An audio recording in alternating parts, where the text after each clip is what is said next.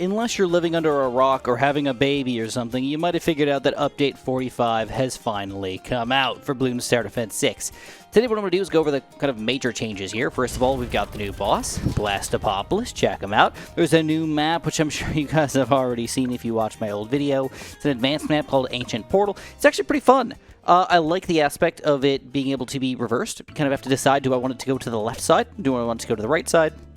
And you get a big chunk of area right in the front here. I think most people like this area, but don't underestimate this long, windy area in the back over here. In addition to that, we've got another big change here. It's in the shop, though. Some people might be upset by this, but the Fast Track Pack is really cool, in my opinion. It's just... it costs real money, man. Any which way, it allows you to start 1/4 through the map on any map, so you can save a lot of time and earn a lot of monkey money by, obviously playing with the Fast Track Pack. If you guys do want to support me, obviously, if you plan on buying it, use my support code if you want to. Really appreciate it.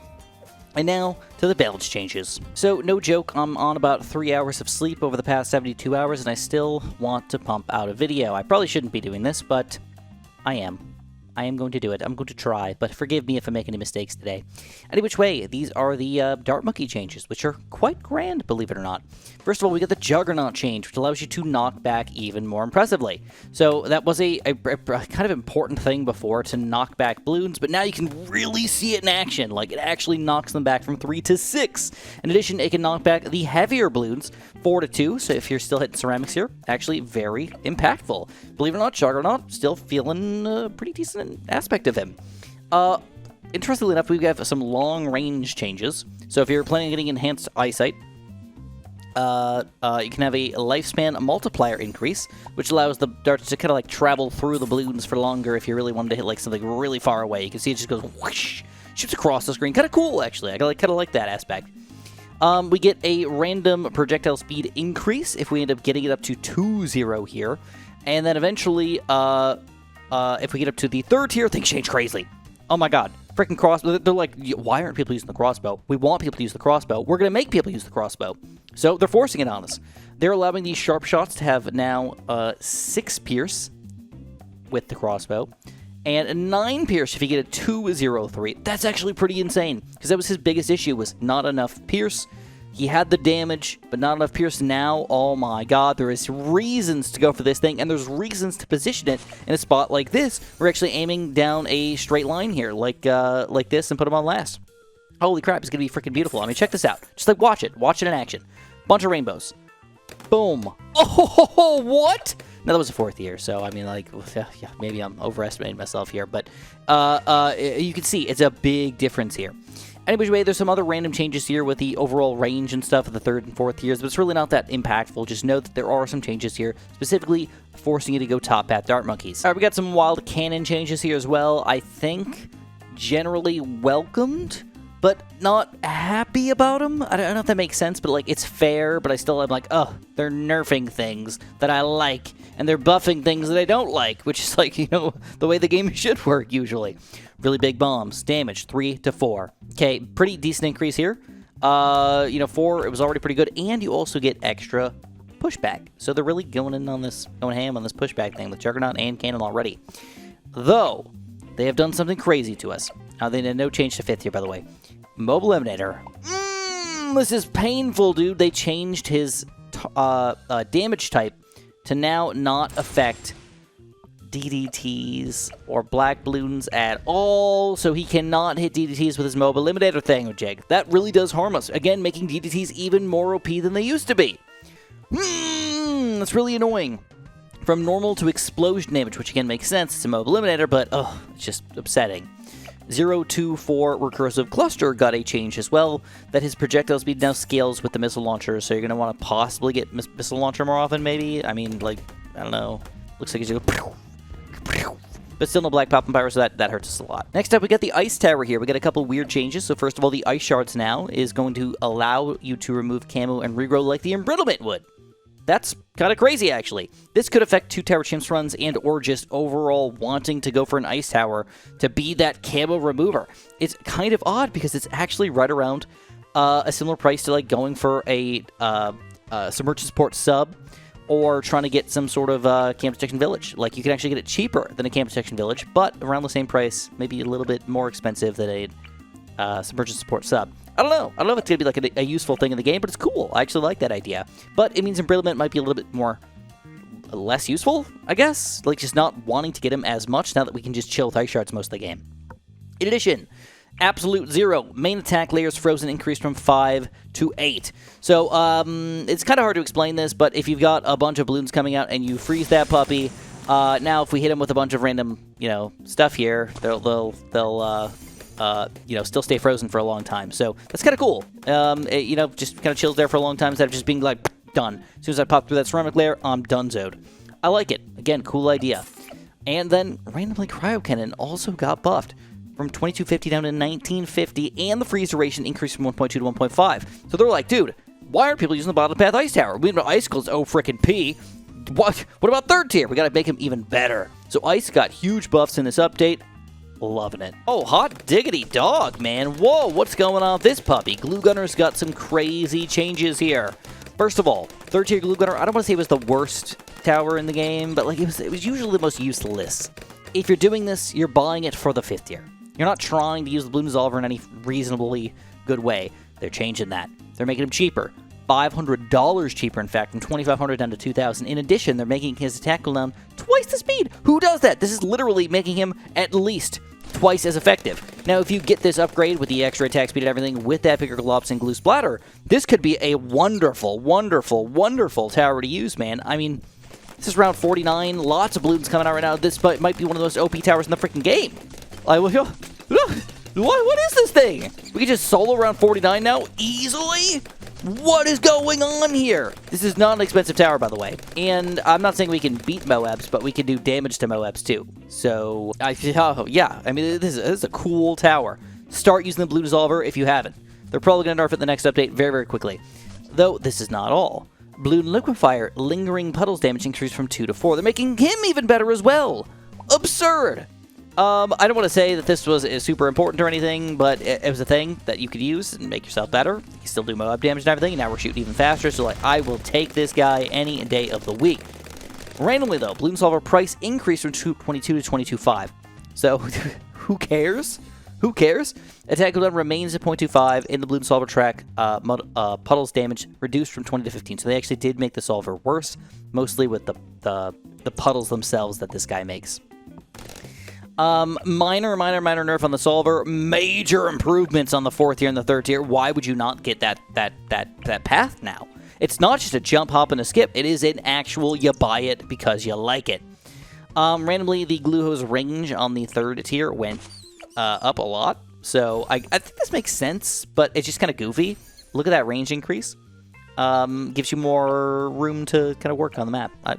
Fair. It's not that useful of an upgrade. But kind of crazy now that I would never use this thing when I have the top path. So, like, I don't know. I don't know. Okay, randomly on the 240 Sniper, they increased his bounce distance. So, if you're into that kind of thing, like, all right, coolio. Some very interesting changes for the Monkey Aces. Okay, first of all, the top path here, fighter plane, the max turn rate increased. I don't know if that was a thing that I was really worried about here with the not being able to turn with like Wing Monkey and whatnot, but like, hey, I mean, you could stop on a dime here, I guess, so if that's what you want to do, that's what you want to do. And then, in addition, the 5th tier here, Zarbomba, damage increased from 10 to 15 on these bombs. Now, that's not bad, because he's always had a big weakness with just regular attack popping power in the late game. In addition to that, though, ceramic bonus damage increased to 8. Yes, please. We're going to be dominating ceramics with this thing so hard. Look at this. One-hit kills. Woo! Now, if we're playing the late game, around 98 plus, and we got some reinforced ceramics coming out, I don't know if that's going to be like an Amaze-tastic killer or anything like that. Like, let's check this out. Yeah, I mean, not crazy amazing or anything like that, but at least we're doing something now instead of almost nothing. All right, we got some interesting Moab changes for the Moab Shove. So the Moab Shove now does, it still does an Infinistall, which is nice, on a single Moab. It's going to increase the attack rate for this guy, but the pushback has been reduced a little bit. Still good enough for me. Infinistall, I'll take it on any regular balloon here. In addition, though, BFB pushback. It used to be an Infinistall automatically with one of these things, which is kind of wild, right? Now it is not an infinite stall anymore. You're just going to slow this puppy down and kind of keep him on the screen here. So, fair enough. More than enough slowdown, but not infinite. Infinite. I know I said that kind of weird, didn't I? Randomly, if you get the 4th tier, though, check this out. If you buy the Comanche defense, it's a full stall. Just keep him on the screen here forever. So that's kind of cool, I guess. Keeping it on the screen forever. If we get a Oh My God, though, the pushback rate has been increased even further. So now we can keep this thing on the screen for even longer with this Comanche defense. I don't know if that was really that important, but hey, I will take any changes that I can get that benefit me. All right, some interesting Mortar changes here. First of all, the Shell Shock got a price decrease by a small amount here. It no longer reduces the damage over time duration if you get a 302 birdie stuff here. Fair enough. I feel like that's pretty reasonable, I guess. If we end up getting the big one here, it did get a price increase by about $700, so a fairly large increase here. I don't know if that's really that fair, but, you know, it isn't a bad tower. It's just kind of an interesting tower. But it makes sense because you specifically now probably want to go big one with Bernie stuff a lot more than you want to go big one with faster reload. Usually. Not always, but usually. But they changed them in a couple ways here. The Shockwave. The Shockwave does bonus damage to ceramics now, 1 to 2, doubling that bonus damage. And if we end up getting the 5th tier here, the biggest one, the Center Explosion bonus damage to ceramics from 20 to 30, increasing it drastically again. Again, impactful for rounds like round 98 and stuff like that, where we really want to get that bonus ceramic damage, while also still dealing decent amounts of damage to the Moabs and whatnot. And the biggest one, Center Explosion bonus damage to Moab, 20 to 30. So big changes here. I mean, check this out. Big one on round 98, the biggest one on round 98, easily taking this puppy down on Monkey Lane here, which is the way it should go down if you ask me. A little less useful on some of the rounds, but bam, shazam, man. Woo! This guy is spicy. No, he can't do everything by himself, but he can do most of it. All right, they also changed the Heavy Shells Mortar, though, if you're end up getting the burning stuff. So if you do that, the damage per tick now it goes from 2 to 3. If you get the Artillery Battery, it's going to go from 3 to 4. If you get the 5th tier, pop and all, you can go from 5 to 18. Oh, baby. So that burn over time, man, I mean, like 18, like, is that really going to be useful here? I mean, tactically, it looks like it's going to be very, very useful. Possibly. I don't know, actually. I really don't know. Maybe. I mean, Super Ceramics are, like, staking through, but this is round 98 Ceramics, so it kind of makes sense that they would stake through. But the biggest one, had no problem, so I don't know. Can't argue just yet. Randomly, though, the Pop and Awe damage over time duration increased from 3.75 to 7.5. So not only are we increasing that damage from 5 to 18, we're also doubling the amount of time that it can happen for. But 7.5 seconds is kind of absurd. I mean, like just being on fire for 7.5 seconds? How often is that going to happen? I mean, I guess it could on a lot of the longer maps on the slower balloons, but it's really a Moab thing than a regular balloon thing, so yeah, I guess fair enough. No, this is a weird one here, but Shattering Shells did get a price decrease from 10.5 to 9,500. Fair enough for me. Ooh, Laser Cannon does bonus damage to Moabs? Oh my god. That's really strong. I mean, this is a round 98 Moab, and we're, like, just about taking it down. Like, I'm not even saying that. Like, oh, yeah, it's so great. Like, actually, not bad. Not bad at all. We sent a regular round 40 Moab, and this is a very reasonable thing to afford, by the way. A laser cannon. Easily can take it down, all the balloons on the inside without even buying the cross paths here, which obviously can go either way, but I'd probably go faster barrel spin for most of my games. And then they made it even easier to 2-tower chips, guys. Ray of Doom just got a price decrease from 80 to 7,500. From 80k to 75,000.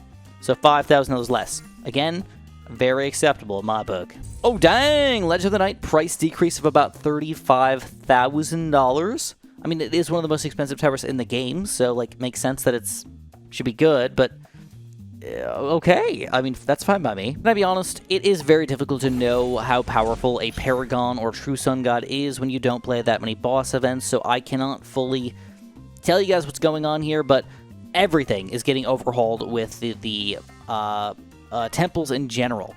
Looks like they're getting more powerful, I believe, by a pretty significant amount, but I don't really know for sure. So I'm not gonna like call it or anything like that, but True Sun God could be something you really want to mess around with. Ninjas have oddly fallen off as one of the main towers in BTD6, if you ask me. I feel like they just kept nerfing it, and they're like, oh, how do we bring it back though? Okay, so first of all, Flash Bomb. This is an interesting one. It's always been a like I don't want to say unusable, but like a weirdly usable upgrade. It's hard to do. But any which way, the Pierce now increased from 2 to 4. So yeah, I mean, it's nothing crazy here, but it is something. Actually, that's pretty big, now that I think about it. That's, like, pretty meaningful here. Yeah, I mean, it's not, like, attacking super crazy fast or anything, but fast enough for me to be like, yes, I don't mind this thing at all. I mean, this is around 49. I mean, compared to that glue we saw earlier, though, this is not exactly fantastic for the money spent. But, not bad. Definitely not bad. Some extra stunning power and everything, so, yeah, take them. Flash Bomb, Shuriken, bonus to stun balloons 3 to 4.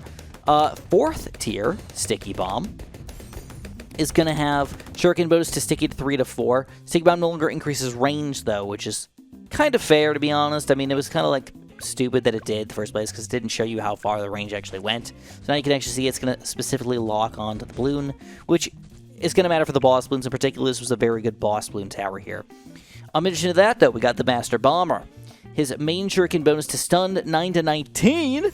9 to 19 for the main Shuriken bonus to stickied.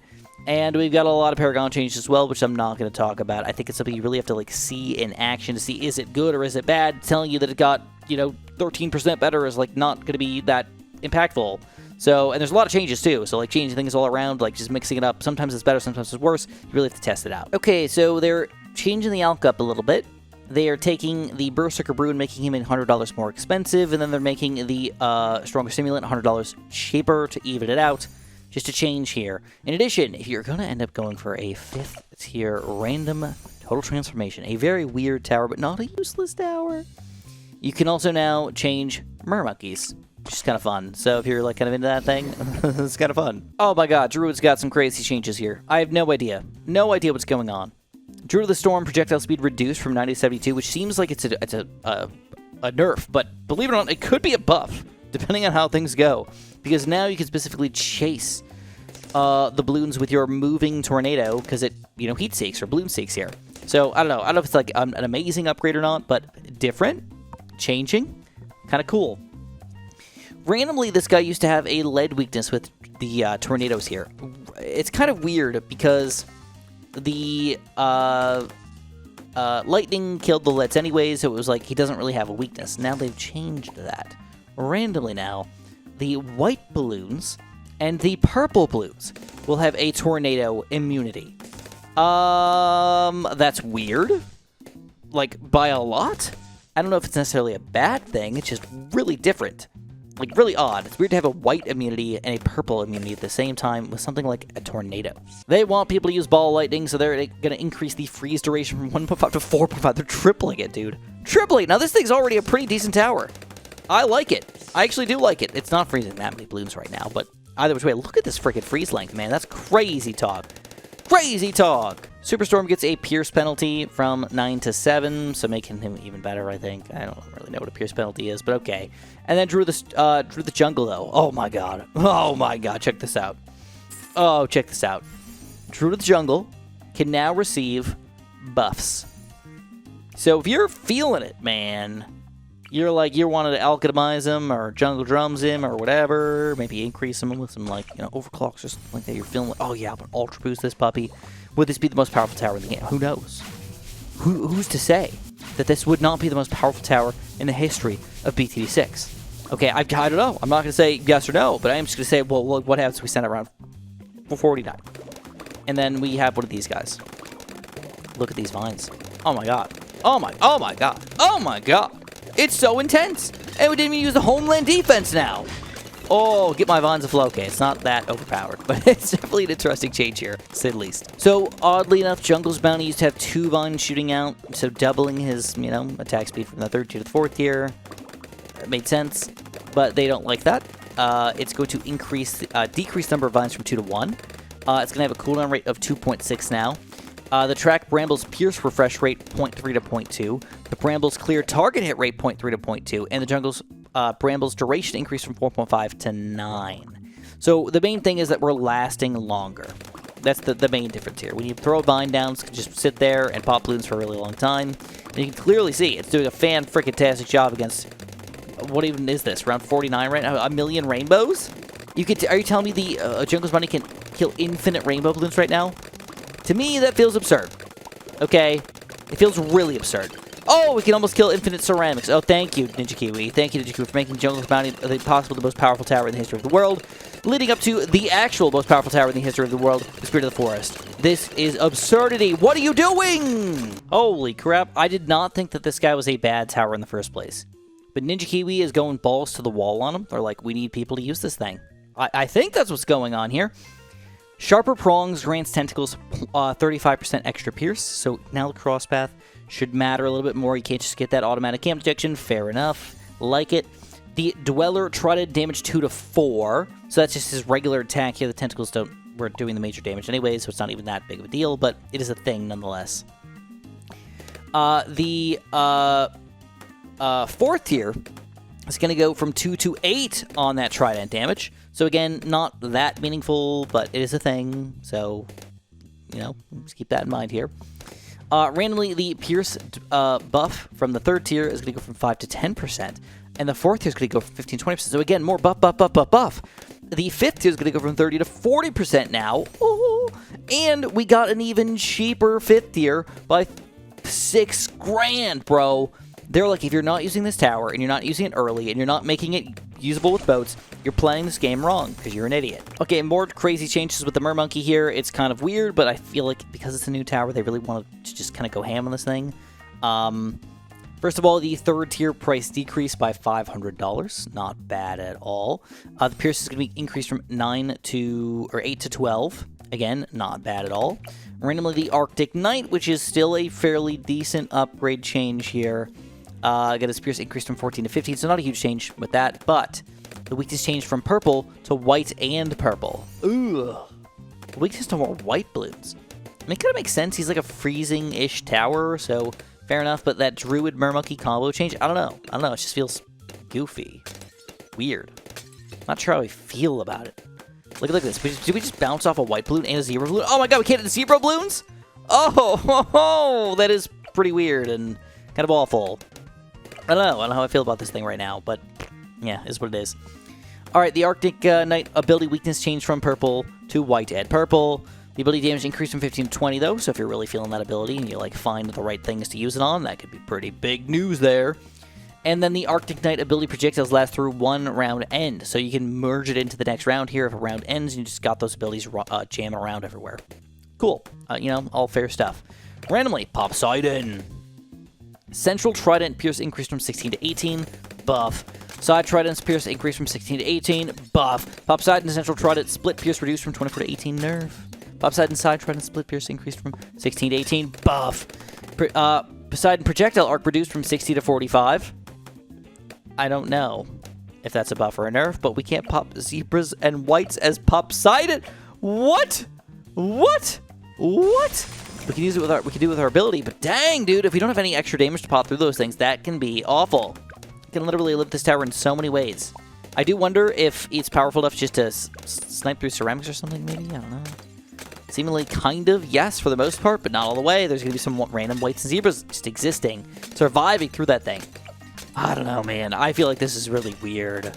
Can't really say for sure. And then Popseidon Projectile Arc remains at 60. Echo Sense Network can stack up to 10 times now instead of just that measly old 5.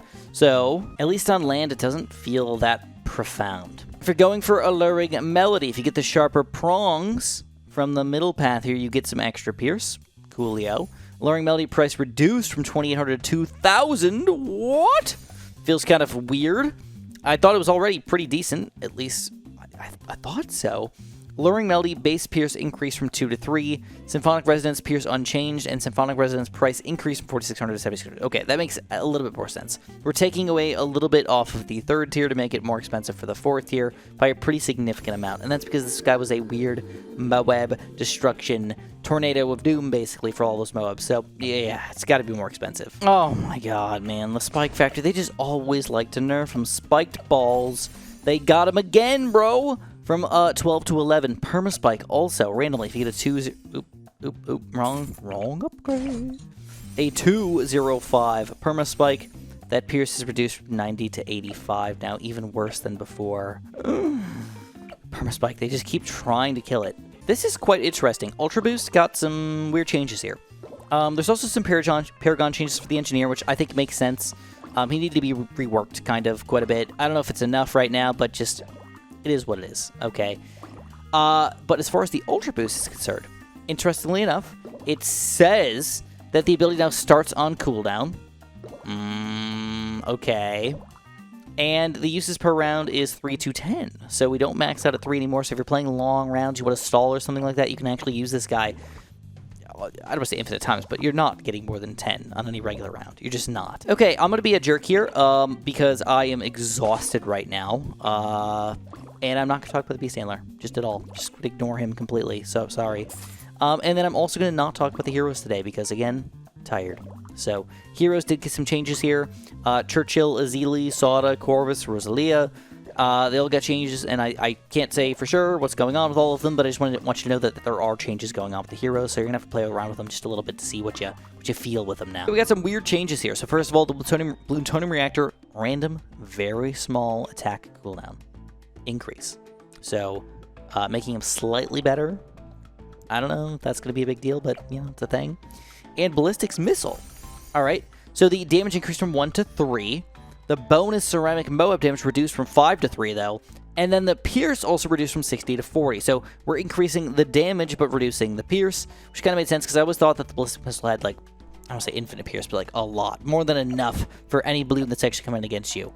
Not the case anymore. This is more along the lines of like a regular cannon. In addition, again, I don't really like to talk about Paragons because they can get so convoluted and weird. I'm just not going to touch on it today, so also Paragon changes. Again, weird changes. Like, I feel like I'm getting punked sometimes, so I'm just like, I already kind of like this guy. Maybe he fell out of my favor for a little bit, but like, he's not bad. But anyway, Aircraft Carrier. The dart attack cooldown 0.15 to 0.18, so a small nerf there, but the radial dart's attack cooldown 1 to 1.2 as well.